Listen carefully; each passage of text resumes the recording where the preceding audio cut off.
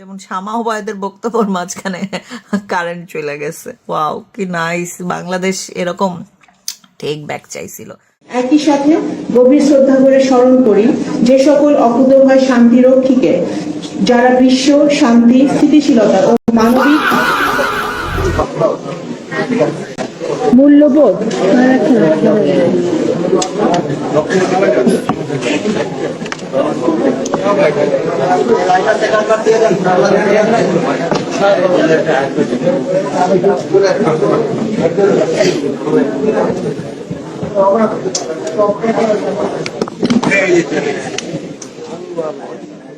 তোমাদের দেশে কিন্তু এখন সত্যিই খাম্বা আছে, কারেন্ট নাই, যেটা 1 থেকে 6 সাল পর্যন্ত ছিল।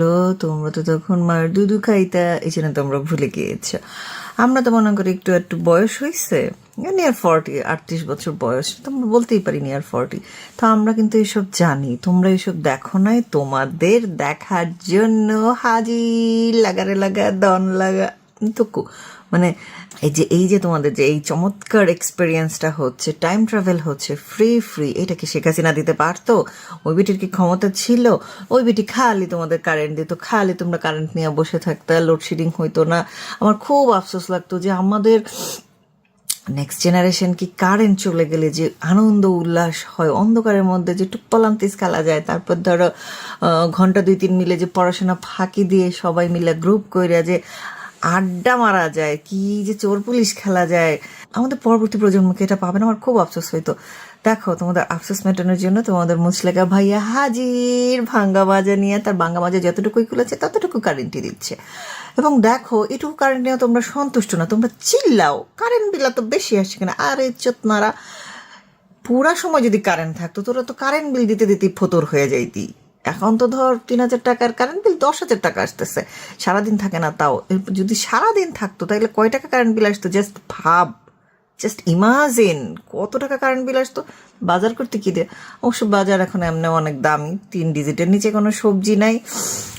আমাদের প্রিয় নুনুসর আমলে সবজি নাকি সস্তায় দিয়ে দিত এবং ব্যাগে ভরে ফ্রি দিয়ে দিত, তাও কেউ নিত না। আর তারেক ভাইয়া আইসাই মনে কর সবজির দাম বাড়ায় ফেলছে, হুগনাটা না কাঁচাটা।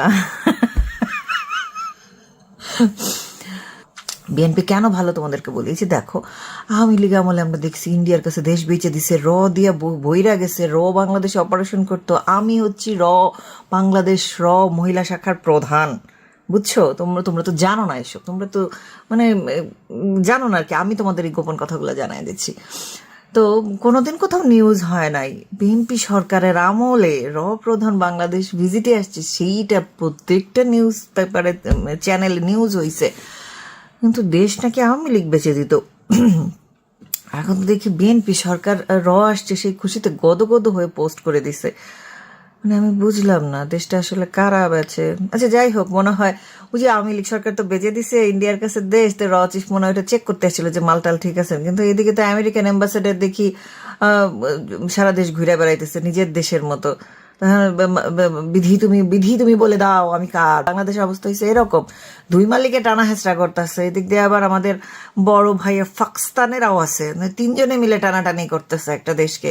বিধি তুমি বলে দাও, একটি মানুষ না 3টি মানুষ একটি দেশের দাবিদার, 3টি দেশ একটি দেশের দাবিদার টাইপ ব্যাপার হয়ে যাচ্ছে।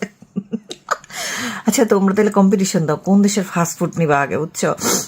আমেরিকান ফাস্টফুড নেওয়াই ভালো, বুঝছো? আমেরিকান ফাস্টফুড নিলে কি হবে, তোমরা সবাই আমেরিকান হয়ে যাবা, তোমরা সবাই আমেরিকান শহরের গুস্ত খাবা, তোমরা আমেরিকান গ্যাস বেশি দামে কিনে আনতেছো, সেইটা দিয়ে রান্না করবা, তারপর আমেরিকান গমের আটার রুটি খাবা। ওফ কি মজা! আমেরিকান হলে বেশি লাভ, সাদা চামড়ার গোলামি করতে লাভ। কিন্তু ওরা তো তোমাদেরকে আবার স্টেট হিসেবে নিচ্ছেও না, কি একটা মুসিবত! দেশ কিনে নিয়ে যাচ্ছে কিন্তু আবার মানে তোমাদেরকে সিটিজেনশিপ দিচ্ছে না, এই কি মুসিবত রে ভাই! আবার ইন্ডিয়ানদের কাছে মনে করো সেই 71-72 সাল থেকে বেঁচে হয়ে গেছে, তারপর এরাও কোনোদিন স্বীকার করে না। অবশ্যই এরা কালা কালারে দেখতে ভালো না, আমাদের মতোই। ওদের এগুলো কি মানা যায় না, একেবারে মানা যায় না। কিন্তু ইন্ডিয়া থেকে দেখলে আমার ট্রেন মানে নিউ জেনারেশন ট্রেনের কোচ আসতেছে। বাঙ্গুরা কি এই ট্রেনে চড়বে না? এই ট্রেনকে বয়কট করবে নাকি জ্বালাও পোড়াও করে দিবে? করে দেওয়া উচিত। ইন্ডিয়া থেকে এই ট্রেন আসা, মানে এই ট্রেন আসলে আমাদের নেওয়া উচিত না একেবারেই, কিন্তু ধরো সকালের নাস্তায় ডিমটা, চালটা, ডালটা, কাঁচামরিচটা, মুখিটা, কচুটা, মানে সব কিছু ইন্ডিয়া থেকে আনবো, কিন্তু ওগুলা খেয়ে শক্তি সঞ্চয় করে ইমানি জোশে বলবো গজ্জাতুল হিন্দ করে ইন্ডিয়াকে ধ্বংস করে দেবো, 7 সিস্টার খেয়ে ফেলবো, কিন্তু ইন্ডিয়ার কাছে হাত পেতে সব কিছু আনবো।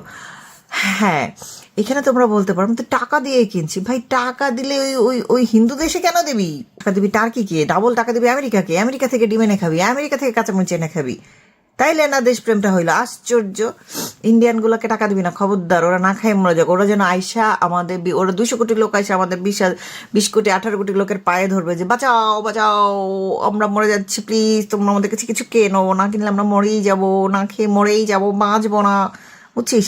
এইরকম ব্যবস্থা করতে হবে, কিন্তু তোমরা তা না করে ওদের কাছ থেকে আনতেছো, ব্যাপারটা ঠিক না। ওদেরকে একটা শিক্ষা দাও। যেমন ওই যে মুফার চিঠিটা ফেসবুকে দিছে কিন্তু ইন্ডিয়াকে পাঠাইতে কলিজার কুলায় না, ওই রকম। শোনো, আমরা এরকম নতজন পররাষ্ট্রনীতি চাই না, আমরা চাই শক্ত পররাষ্ট্রনীতি। যেমন মাসুমা হাদি বলছে, আমাদের প্রিয় হাদি ভাই শুক্রবার আসতেছে, শুক্রবার আসলে হাদি ভাইয়ের কথা মনে পড়ে। আহারে হাদি ভাই রে, তার হাদি বোন মাসুমা হাদি, সে একটা কবিতা লিখেছে, কি কবিতা যেন লিখেছে, আছে যাই হোক, কবিতার কথা ভুলে গিয়েছি। এটা মনে আছে যে রচিফকে ধরে বেঁধে রাখতে বলেছে, বান না বেঁধে রেখে দে, আমরা তো সেটাই চাই, কিন্তু প্রোটোকল কেন নিচ্ছে আমি আসলে বুঝলাম না। না, স্বৈরাচারের ছায়া থেকে মুক্ত হইতে পারে না এই বিএনপিকে আসলে, মানে স্বৈরাচারের ছায়া থেকে মুক্ত হইতে হবে। তারাই যে দেখো মুক্ত হয়েছে বইলেই স্বৈরাচারের ছায়া থেকে। আওয়ামী লীগ, শেখ হাসিনা সরকার, স্বৈরাচার সরকার উদ্বাস্তুতে দিছিল পাকা ঘর, আর তোমাদের মাজা ভাঙ্গা ভাইয়া দিছে টিনের ঘর। কি যে সুন্দর লাগে! ও টিনের চালের মধ্যে যখন রোদটা পড়বো, ঝিলঝিল ঝিলঝিল করবো, সুন্দর লাগবে না? তো যার যেটা ক্ষমতা আর কি, আমরা সেটাই দেখলাম। গ্যাসের কথা বলতে বলতে ভুলে গেছিলাম যে সিএনজি ওয়ালারা, আমাদের প্রিয় সিএনজি মামারা, তারা খুব আন্দোলন করেছিল সরকারদের স্বাধীন করবে, সরকার বদলাবে। তো সরকার বদলা, এখন সারাদিন সিএনজি পাম্পেই হোগা ঠেলা লাগে। তারপরে 10-20 টাকার গ্যাস পাই, 10-20 টাকার গ্যাস জীবনে শুনি নেই। 10-20 টাকার গ্যাস কাউকে নিতে বা দিতে, এরকম রেকর্ড তো বাংলাদেশে কোনোদিন ছিল না। আমরা এরকম রেকর্ড দেখার জন্যই বসেছিলাম যে বিএনপি সরকার সবকিছুতে রেকর্ড করে। তো সেই বিএনপি সরকার রেকর্ড তোমরা দেখবা না বাচ্চারা, তাই কি হয়? তোমরা 1.5টা জেনারেশন তোমরা দেখো, অবশ্য কিছু জেনারেশন কি করে দেখবে? ইউনুসের আমলের জেনারেশন তো প্রায় 900-র কাছাকাছি বাচ্চা হামে মরে গেছে, 900-র কাছাকাছি বাচ্চা হামে মরে গেছে। এটা নিয়ে তোমাদের কোনো হেডেক নাই, কারণ ওরা হামে মারা যাওয়া শিশুরা হামলিগ, এই জন্য ওদের নিয়ে কোনো কথা বলা হবে না, কিচ্ছুটি বলা যাবে না, এবং ইউনুস আব্বার দায়িত্ব দেওয়াই যাবে না। তার মধ্যে তোমাদের স্বাস্থ্যমন্ত্রী বলতেছে বাংলাদেশে বিশ্বসেরা স্বাস্থ্যসেবা দেওয়া হবে, এমন স্বাস্থ্যসেবা দেওয়া হচ্ছে কেউ বিদেশ যাবে না, এমন পোংরাই মারিছে যে এই যে 900 বাচ্চা হামে মরে গেছে, তোমরা সেটা কন্ট্রোলও করতে পারতেছো না, তোমাদের সেটা হ্যাডম নেই। অথচ সারা বিশ্বে যখন কোভিড ছড়ায় গেছিল, প্রধানমন্ত্রী শেখ হাসিনা সে কোভিড এত স্মার্টলি হ্যান্ডেল করছিলেন, সেটা এখনো নানান জায়গায় আইকন হিসেবে প্রচার হয়। তোমরা সিম্পলি একটা হাম সামলাইতে পারতেছো না, তোমরা আবার কথা কও কারেন্ট সামলাইতে পারতেছো না, কারেন্ট দিতে পারতেছো না, গ্যাস দিতে পারতেছো না, খালি চাপা পিটাইতেছো দিল্লি না ঢাকা। যখনই মনে করো তোমাদের একটু টিআরপিতে একটু কম হয়ে যায়, তোমাদের ভান্ডা ফাঁস হয়ে যায়, তখন তোমরা কি করো?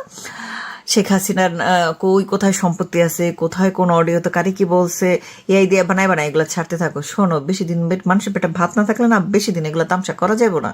এগুলো তামসা করতে গেলে তারপরে যে তোমাদের বিএনপির পেজ থেকে কি যেন পোস্ট দিছে একটা, দেখলাম, হাসতে হাসতে শেষ হয়ে গেলাম। আমি ভাবছি যে একটা হাহা দিয়েছি, পরে দেখি এত মানুষ হাহা দিছে, আমার লজ্জা লাগলো, আমি আর দিলাম না। থাক গা, মানুষ এত শরম দিয়ে লাভ কি? হ্যাঁ, যদিও ছ্যাচ্চর এবং ছোট লোক ছাড়া কেউ বিএনপি করে না। যেমন শামা ওবায়দের বক্তব্যের মাঝখানে কারেন্ট চলে গেছে। ওয়াও, কি নাইস! বাংলাদেশ এরকম টেক ব্যাক চাইছিল।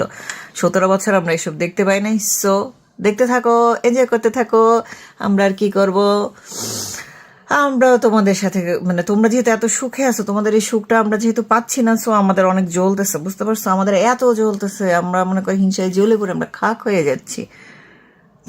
তোমরা অনেক সুখে আছো, গ্যাস নাই, কারেন্ট নাই, সারাদিন ফেসবুকে আমাদের সাথে ঝগড়া করতে পারতেছো না।